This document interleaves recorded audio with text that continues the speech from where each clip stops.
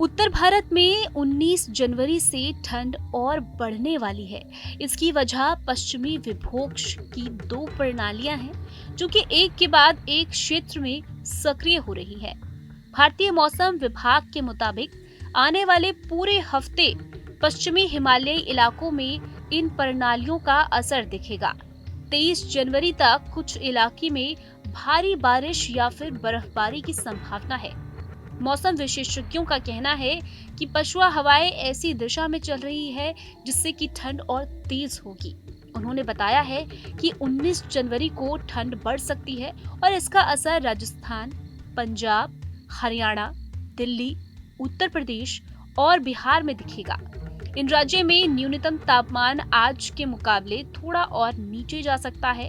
मौसम विभाग का अनुमान है कि उत्तर पश्चिम भारत और बिहार के कई हिस्सों में अगले 2 से 3 दिनों तक घना से भी ज्यादा घना कोहरा छाया रहेगा।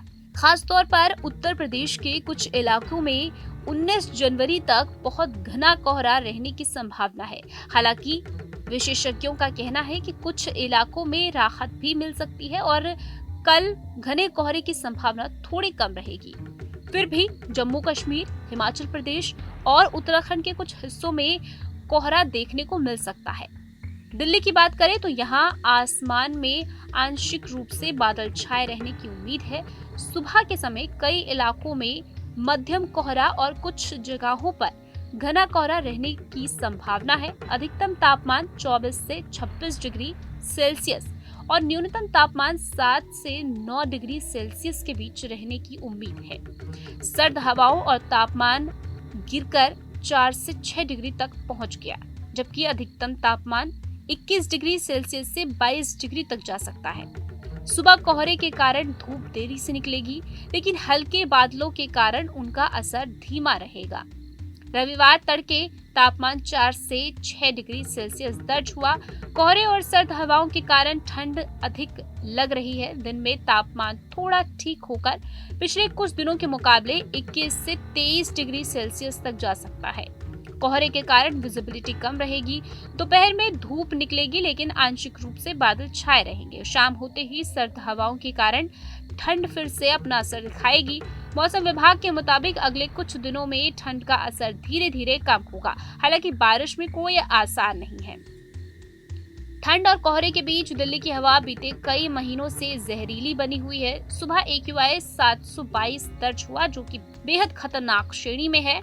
इसका मुख्य कारण PM10 और PM2.5 है, जिस कारण हवा की स्थिति नहीं सुधर रही है। तेज हवाएं या फिर बारिश ही AQI से राहत दे सकती है, लेकिन अभी कुछ अगले दिनों तक बारिश के आसार नहीं है। कुल मिलाकर दिल्ली वालों को सर्दी, कोहरे और प्रदूषित हवा से अगले कुछ दिनों तक राहत नहीं मिलने वाली।